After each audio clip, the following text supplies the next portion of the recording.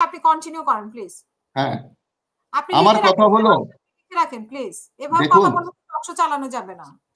দেখেন যে এনসিপি যে প্রশ্নগুলো করেছে, আমি যে প্রশ্নগুলো করেছি একটু যদি আমি করব না, এনসিপি তো অনেক বড় বড় কথা এখন বলছে। এনসিপি কিন্তু এখনো জুলাই সনদে স্বাক্ষর করে নাই। তাহলে জুলাই সনদে স্বাক্ষর করে নাই, গণভোটকে একই দিনে মেনে নিয়েছে, কম্প্রোমাইজ। খেয়াল করেন, আবার তারা শহীদের রক্তের উপরে দাঁড়িয়ে আছে। কষ্ট লাগে এইসব কথা বলতে। তাদেরকে কেন আমাদের শিখাতে হবে যে আপনারা শহীদের কাছ থেকে অনেক দূরে চলে যাচ্ছেন?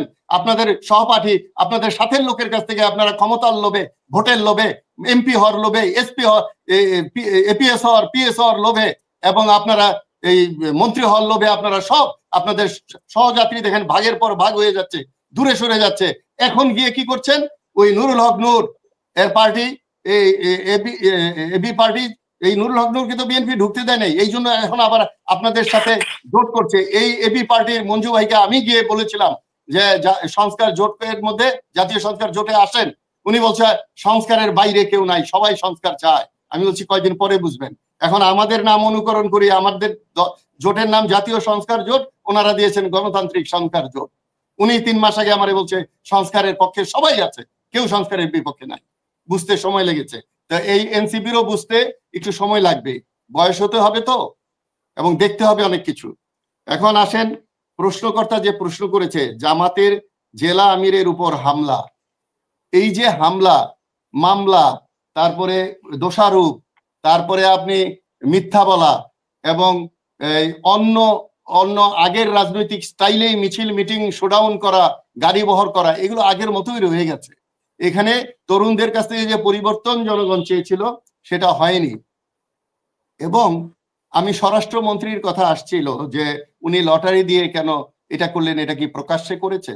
এখন লটারি না করে তো বলে দিলেই হয় লটারি করেছি। আমি স্বরাষ্ট্র উপদেষ্টার সাথে দেখা করেছিলাম, দেখা করে বলেছিলাম বিডিআর হত্যা, তারপরে সাগর রুনি হত্যা, তারপরে আমাদের সিনহা হত্যা, এগুলোর বিচারের কথা বলছি। এগুলো আমাদের এজেন্ডায় আছে। আমি এই 1 বছরে আমি ওনার এজেন্ডা এগুলো আছে, আমি ওনার কার্যকলাপে দেখতে পারি নাই। সুতরাং এটা সমালোচনা করলে যদি দোষ হয় যে না আমি রাজনীতি করে আমি এই সমালোচনা করতে পারবো না, তাহলে হবে? তো সমালোচনা যারা সহ্য না করে তারা রাজনৈতিক আচরণ তাদের মধ্যে নেই। সুতরাং এটা বুঝতে হবে। এখন আসেন যে বাউলদের নিয়ে যে ঘটনাগুলো ঘটলো, এটা তো ওই আগেও এরকম ঘটেছে। তাহলে পরিবর্তনটা কোথায় হলো? তাহলে পরিবর্তনের পথ ছেড়ে এনসিপি এখন নির্বাচন নিয়ে ব্যস্ত হয়ে গিয়ে, আমি আবার এটা বললে মনে করি না নির্বাচন চাই না। নির্বাচন অতীব গুরুত্বপূর্ণ, নির্বাচনটা হওয়া খুবই গুরুত্বপূর্ণ, কিন্তু নির্বাচনের মতো নির্বাচন হওয়া উচিত। আমরা 70-এর নির্বাচন দেখেছি, দেশভাগ হয়েছে। 73-এর নির্বাচন দেখেছি, বাকশাল তৈরি হয়েছে, ওখান থেকে স্বৈরাচার শুরু।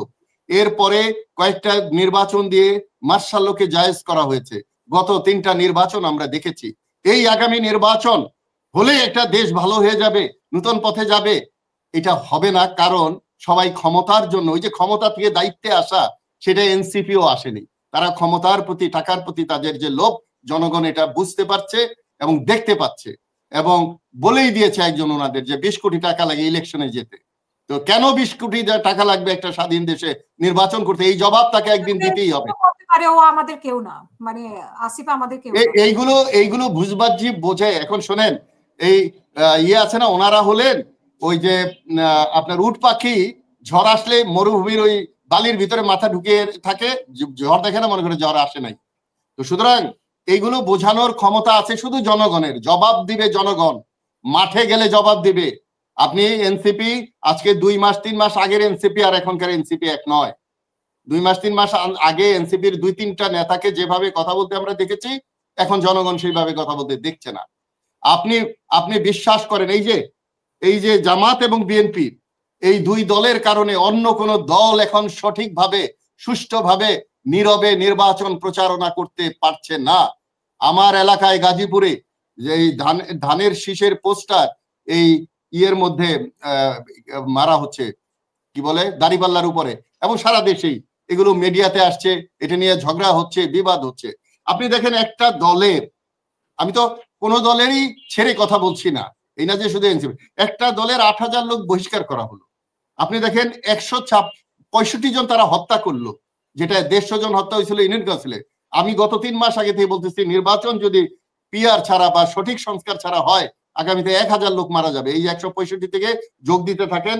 এই 263 জন যে তারা নমিনেশন দিছে 60-70টা নিয়ে গোলমাল চলছে, আর বাকি যে 37টা বা যে বাকি কয়টা আছে ওটা দিলে দেখবেন যে গোলমালটা আরো কিভাবে হয়। এবং এই যে জোটের রাজনীতি, ভাগাভাগির রাজনীতি, পার্থক্যটা কোথায়? আমরা আগের থেকে সেই নমিনেশন বাণিজ্য কোনটা হয়নি এই নির্বাচনে। সুতরাং নির্বাচন কমিশন বলছে পোস্টার হবে না, এখন বলবে যে 3 মাস আগে আমরা শিডিউল ঘোষণা করার পরে পোস্টার সরাবো। এখন রঙিন পোস্টার আর ইয়েতে সয়লাভ হয়ে যাচ্ছে কেন? এখন সরকারিরা পারতো না যে না এখন থেকে এটা হবে না, অভ্যাস পরিবর্তন করা দরকার। তো সুতরাং কোন একটা কথা বলছে সরকার, কোন একটা দলের পক্ষে গেলে খুশি, তার বিপক্ষে গেলে অখুশি। এই জন্য আমরা সংস্কার পার্টি এই নির্বাচনে যাইনি। আমরা বুঝতে পারছি, আমরা দাবি করেছিলাম এই সরকারকে নির্বাচনের 3 মাস আগে তত্ত্বাবধায়কের কাছে সরকারের ক্ষমতা হস্তান্তর করার জন্য, দায়িত্ব হস্তান্তর করার জন্য। আপনি বলেন রায় হয়েছে যে তত্ত্বাবধায়ক সরকার নির্বাচন করবে। পৃথিবীতে এমন রায় কয়টা আছে যে দেখেন যে এর পরবর্তী নির্বাচন না, একটা গ্যাপ দিয়ে পরে হবে। এটা কার পরামর্শ হয়েছে বা কার সুবিধার জন্য হয়েছে? কেন আগামী নির্বাচন তত্ত্বাবধায়ক সরকারের অধীনে রায়টা আসলো না? এগুলো কি জনগণ বোঝে না? জনগণ বুঝতে চাইবে না? এটা কি কোনো দলকে জিজ্ঞেস করলে তারা রেগে যাবে? এটা কি সরকারকে জিজ্ঞেস করলে সরকার তার উপরে চড়াও হবে? সুতরাং এই পরিবেশটা পরিবর্তন হয়নি বলেই আজকে বাউলদের নিয়ে নাটক বলেন আর আঘাত বলেন। নাটক হলেও তো আঘাত আঘাত, মাথায় বাড়ি দিলে নাটক করে বাড়ি দিলেও একটা মানুষকে সত্যি সত্যি বাড়ি দিলে রক্তই বের হবে, আর সত্যি সত্যি নাটক ছাড়া বাড়ি দিলে রক্তই বের হবে। তাহলে এই যে রক্তারক্তির একটা পরিবেশ, কি পরিবেশ তৈরি করতে পেরেছে দেখেন। 13 দিনে ইয়ে দিয়েছে পোর্টকে বিদেশে দেওয়ার বিপক্ষে আমি নই, আমাদের দলও না, কিন্তু এটা জনগণের সাথে আলোচনা করে তাদেরকে সাথে রেখে, রাজনৈতিক দলকে সাথে রেখে, এই এনসিপি কেই তো এখন এই সরকার গোনে না। অনেক কিছু এনসিপি কে আগে যেভাবে জিজ্ঞেস করা হতো এখন জিজ্ঞেস করে নাই। যেমন মনে করেন এই যে স্বাক্ষর তারা করলো না, সরকার ভ্রুক্ষেপ করে নাই, তারা বাধা দিতে গেল, পিটায় ওখানে আহত হাত টাত খুলে ফেললো, কি হলো? তো সুতরাং কার স্বার্থ কখন, এবং ডক্টর ইউনূস যে স্বার্থ উদ্ধার করেছে ব্যক্তিগতভাবে, গ্রামীণ ভাবে এবং তার ভবিষ্যতের জন্য, এটা তো অন্যান্য ফ্যাসিস্ট সরকারের মধ্যে আমরা কি এটা দেখি নাই? এখন আমি কি ডক্টর ইউনূসের এই আচরণগুলো নিয়ে সমালোচনা করার অধিকার বাংলাদেশ আমাকে দেয় নেই? আমি কি একজন দেশের মালিক হিসাবে বলবো না যে আপনি যে আপনার সুবিধাগুলো নিলেন, তাহলে এই সুবিধা আমার নাই কেন, জনগণের নাই কেন? সুতরাং রাজনীতি করলে স্পষ্ট ভাবে করতে হবে। ওই যে রাজনীতিতে শেষ কথা বলতে কিছু নাই, সেই তথাকথিত রাজনীতিতেই যদি এনসিপি থাকে তাহলে এনসিপির মূল্যায়ন ওভাবেই হবে। এনসিপি জনগণের খুব কাছাকাছি যেতে পারত, কিন্তু তারা আচরণে অন্য কোনো দল থেকে পৃথক দেখাতে পারেনি। এখনো এনসিপি এই যে নমিনেশন নিয়ে বলেন, একজন রিক্সাওয়ালা নমিনেশন কিনতেই পারে, কিন্তু তাকে কেন দেওয়া হচ্ছে, কোন উদ্দেশ্যে, কোথায় দিচ্ছে, এগুলো সব মানুষ বোঝে কিন্তু। এবং তাদের নিজেদের মধ্যে যেটা বৃহৎ একটা ছাত্র সমাজ ছিল, তরুণ সমাজ ছিল, তাদের থেকে তারা কত ছোট আকারে ছোট হয়ে এসেছে সেটা কি তারা দেখবে না? এখন ক্ষমতার কান যদি বড় বড় থাকে, হাতি তো তার শরীর দেখে না, এই জন্য আল্লাহ বড় কান দিয়ে দিয়েছে, যাতে শরীর দেখলে হাতি সব তছনছ করে ভেঙে ফেলবে, যে আমি এত বড় প্রাণী আমি কেন রাখবো, সব তছনছ করে দিবে, এই জন্য 2টা কান লাগিয়ে দিয়েছে। তেমনি ভাবে মানুষের যখন ক্ষমতার কান তৈরি হয়, মানুষের যখন টাকার কান তৈরি হয়, তখন আর পেছন নিজেকে দেখতে পারে না যে তারা কতটুকু ক্ষমতাশালী। আমি শুধুমাত্র শেষ কথাটা এইভাবে বলবো, আপনারা যে যাই বলেন না কেন, শেষ বিচারের মালিক হলো আল্লাহ তাআলা। কোন অন্যায়কেও এই সৃষ্টিকর্তা এই পর্যন্ত আমি দেখি নাই। একটা ইয়ে আছে কবি ফজলুল করিমের লেখা, যে কোথায় স্বর্গ কোথায় নরক, কে বলে তাহা বহুদূর, মানুষের মাঝে স্বর্গ নরক, মানুষেই সুরাসুর। এটা এই কবির বাড়ি আমি পর্যন্ত গিয়েছি। ঠিক তেমনি ভাবে একমাত্র আল্লাহ পারে এদেরকে মানুষ বানাতে, যারা আজকে মারামারি, হানাহানি এবং দেশে একটা অশান্তি তৈরি করে রাখছে বা রাখতে চাচ্ছে। এবং আপনি যেটা বলেছেন এগুলো নির্বাচনের পিছিয়ে বা নির্বাচন বন্ধ করার জন্য করা হচ্ছে কিনা, নো, একেবারে কিছুই হলো না, একেবারে পানি টলটল, কোনো ঢেউ নাই। তারপরেও কেউ এসে বলতে পারে যে অনিবার্য কারণবশত নির্বাচন হলো না। আজকে পর্যন্ত মানুষ নিশ্চিত নয়, নির্বাচনের রাত পর্যন্ত মানুষ নিশ্চিত হবে কিনা নির্বাচনের জন্য, এটা নিশ্চিত করার দায়িত্ব সরকারের, এটা নিশ্চিত করার দায়িত্ব ইলেকশন কমিশনের। এবং ইলেকশন কমিশন এর অধীনে সব থাকার কথা, কিন্তু আজকে এই খবরে বলেছে স্বরাষ্ট্র মন্ত্রণালয় আইন শৃঙ্খলা দেখবে। নো, ইট শুড বি নির্বাচন কমিশন। স্বরাষ্ট্র মন্ত্রণালয় নির্বাচন কমিশনের অধীনে থাকবে। তার মানে দায় দায়িত্ব নির্বাচন কমিশনকে নিতে হবে। এটা উদুর পিণ্ডি ভুদুর গাড়ে দেওয়ার একটা কৌশল। তো সুতরাং এগুলো খেয়াল করছে কারা? এই আমরা আমাদের মতো রাজনীতিবিদ যারা মনে করি জনগণ বোকা, তারা কিছু বুঝবে না, তারা এগুলো খেয়াল করছে না। জনগণ ঠিকই খেয়াল করছে।